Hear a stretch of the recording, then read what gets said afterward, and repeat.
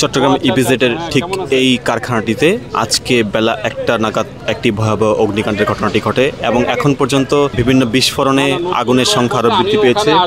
সর্বশেষ পাওয়া তথ্য অনুযায়ী 19টি ইউনিট ফায়ার সার্ভিসের এখানে কাজ করছে এবং এখনো পর্যন্ত নিয়ন্ত্রণে আসেনি। দেখতে পাচ্ছি আগুনের ভয়াবহতা আসলে আমরা কতটুকু তা কিন্তু লক্ষ্য করা যাচ্ছে। একটু পরপর বিস্ফোরণের মাধ্যমে আগুনের সংখ্যা বৃদ্ধি করা যাচ্ছে এবং প্রতি ক্ষণে ক্ষণে আগুনের সংখ্যা এবং আগুন কিন্তু এখানে বৃদ্ধি পাচ্ছে। ফায়ার সার্ভিস সদস্যরা তারা কিন্তু আগুন নিয়ন্ত্রণের যথেষ্ট চেষ্টা করছেন এবং আগুন কিন্তু আমরা দেখতে পাচ্ছি যে কি পরিমাণ ভয়াবহভাবে বৃদ্ধি পাচ্ছে। ফায়ার সার্ভিসের সদস্যরা যত এখানে চেষ্টা করছেন তারা পানি নিক্ষেপের মাধ্যমে আগুনটিকে নিয়ন্ত্রণ করা, কিন্তু রাসায়নিক বিস্ফোরণের কারণে আগুনের সংখ্যা ক্ষণে ক্ষণে এটি কিন্তু বৃদ্ধি পাচ্ছে এবং পুরো এলাকা প্রকার আগুনের যে লেলিহান শিখা রয়েছে সেটির দ্বারা কিন্তু আবৃত হয়ে আছে।